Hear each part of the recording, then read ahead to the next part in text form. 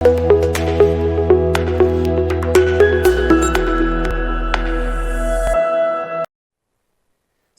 Thailand, Malaysia કે પછી Indonesia આ બધા દેશોના નામ મિત્રો આપણે સાંભળ્યા હશે, પરંતુ તે દેશોને અડીને આવેલ એક નાનકડો દેશ એટલે બ્રુનેઈ, કે જે બ્રુનેઈ કે પછી બ્રુનેઈ દરુસ્સાલમ તરીકે પણ ઓળખવામાં આવે છે. પીએમ મોદી ભારતના પહેલા વડાપ્રધાન છે કે જેમણે આ દેશની મુલાકાત લીધી છે. ત્યારે આવો જાણીએ બ્રુનેઈ ભારતના સંબંધોને વધુ નજીકથી આ ખાસ કાર્યક્રમમાં. નમસ્કાર, હું નિહલ મોદી રિયલ વોઇસ ઓફ ઇન્ડિયામાં આપનું હાર્દિક સ્વાગત કરું છું. બ્રુનેઈ વિસ્તાર અને વસ્તીની દ્રષ્ટિએ વાત કરવામાં આવે એક નાના શહેર જેટલો દેશ ગણી શકાય. દક્ષિણ પૂર્વી એશિયાનો આ દેશ છે. અહીંની વસ્તી વર્ષ 2023 અનુસાર માત્ર 4,55,000 છે. રાજધાનીનું નામ છે બદર શેરી બેગવાન. દેશની વસ્તીના લગભગ 1,80,000 જેટલા લોકો બ્રુનેઈની રાજધાનીમાં રહે છે. બ્રુનેઈ ઇસ્લામિક કન્ટ્રી છે. અહીંયા શરિયા કાયદો લાગુ પડે છે. પીએમ મોદી ભારતના પ્રથમ વડાપ્રધાન છે કે જેઓએ સત્તાવાર રીતે આ દેશની મુલાકાત લીધી હોય. ત્યારે ભારત બ્રુનેઈના દ્વિપક્ષીય સંબંધો અને બંને દેશો વચ્ચે વિવિધ ક્ષેત્રોમાં સહકારની અપેક્ષા બંને દેશો ઈચ્છી રહ્યા છે. બ્રુનેઈમાં અનેક દાયકાઓથી સલ્તનત રાજ ચાલી રહ્યું છે. ત્યારે બ્રુનેઈને પૂર્ણ આઝાદી મળી લગભગ 40 વર્ષ જેટલો સમય થયો છે. 1 જાન્યુઆરી 1984 ના રોજ બ્રુનેઈને પૂર્ણ આઝાદી મળી હતી. તે પહેલા જો વાત કરવામાં આવે તો 1967માં બ્રિટને બ્રુનેઈને આંશિક આઝાદી આપી હતી અને ત્યારથી સુલતાન હાજી હસલનનું અહીં શાસન ચાલે છે. વર્ષ 1967 થી અત્યાર સુધી તેઓ આ પદ ઉપર છે. થોડું ઇતિહાસમાં જો ડોક્યુ કરવામાં આવે તો વર્ષ 1888માં બ્રુનેઈનો બ્રિટિશરોએ કબજો કર્યો. ત્યારબાદ બીજા વિશ્વયુદ્ધમાં જાપાને બ્રુનેઈને હડપ કરી લીધું.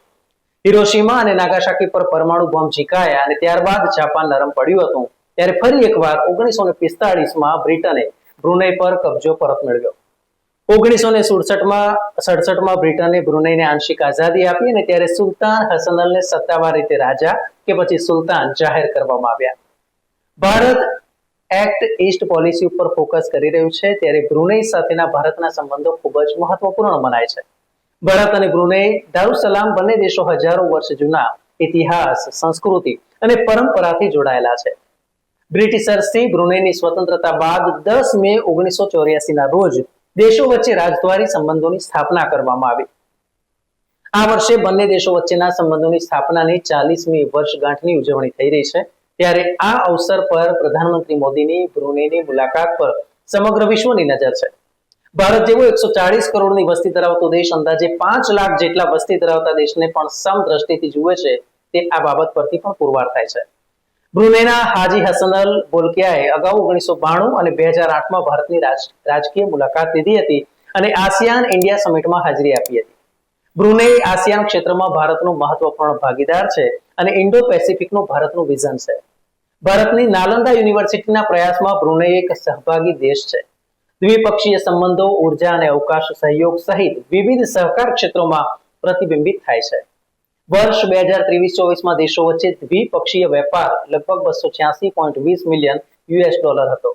દેશો વચ્ચે આર્થિક સહયોગની વિશાળ સંભાવનાઓ રહેલી છે. ત્યારે આ બંને દેશના ગાઢ સંબંધ એ વાત પરથી પણ પુરવાર થાય છે કે વર્ષ 2018માં બ્રુનેઈમાં સોસાયટી ફોર મેનેજમેન્ટ ઓફ મેનેજમેન્ટના સ્થાપક મલાઈ હાજી અબ્દુલ્લા બિન મલાઈ હાજી ઓથમાનને બ્રુનેઈમાં તાલીમ, શિક્ષણ અને સંસાધનો, સામાજિક કાર્ય માટે ભારત સરકાર તરફથી પદ્મશ્રી પુરસ્કારથી નવાજવામાં આવ્યા હતા.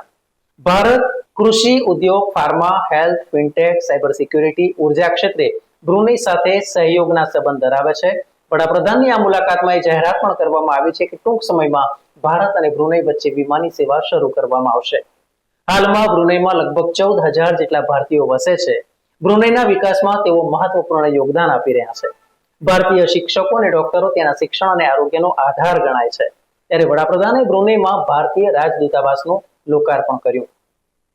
બ્રુનેઈમાં વસતા અંદાજે 250 ભારતીયોએ વડાપ્રધાન મોદી સાથે મુલાકાત કરી હતી. તો મોદીએ પણ 2 નાની બાળકીઓને તેડીને ભારતીયોનો પ્રેમ જીત્યો હતો. અહીંની મુખ્ય ભાષા એ મલય છે. અહીં ભારતના તમિલનાડુ, કેરળ, કર્ણાટક અને ગુજરાતના અનેક લોકો વસે છે. આપણે જણાવવાનું કે અહીં ઢોસા, ઇડલી પણ મળે છે. તો સાથે જ પંજાબી કે પછી ગુજરાતી ખમણ, ઢોકળા અને થેપલા પણ મળે છે. ઘણા લોકોમાં એક કન્ફ્યુઝન હોય છે કે મલય ભાષા એટલે મલયાલમ ભાષા, પરંતુ તેવું નથી. મલયાલમ એક કેરળની ભાષા છે, જ્યારે મલય એ બ્રુનેઈ, સિંગાપોર, મલેશિયા અને ઇન્ડોનેશિયામાં બોલાતી ભાષા છે, જે મલયાલમ કરતા અલગ છે.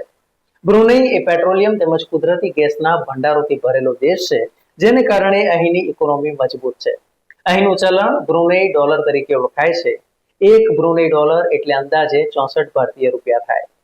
હ્યુમન ડેવલપમેન્ટ ઇન્ડેક્સ એટલે કે માનવ વિકાસ સૂચકાંકની જો વાત કરવામાં આવે તો બ્રુનેઈ દક્ષિણ પૂર્વી દેશોમાં સિંગાપોર પછી બીજા ક્રમે આવે છે. આમ કહી શકાય કે ભારતીય વડાપ્રધાનની આ મુલાકાત બંને દેશને આર્થિક, વૈજ્ઞાનિક અને રણનીતિક ફાયદો કરાવશે. મિત્રો, ખૂબ જ રિસર્ચ કરીને અમે આપના માટે આ માહિતીસભર વિડીયો કોન્ટેન્ટ તૈયાર કરતા હોય છે. જો આપને આ વિડીયો પસંદ આવ્યો હોય તો આપ તેને લાઈક કરશો. નિયમિત વિડીયો થકી જ્ઞાન મેળવવા માટે અમારી યુટ્યુબ ચેનલને સબસ્ક્રાઇબ કરશો. ન્યૂઝ, વ્યૂઝ અને એનાલિસિસ માટે નિહાળતા રહો રિવોઇસ. ધન્યવાદ.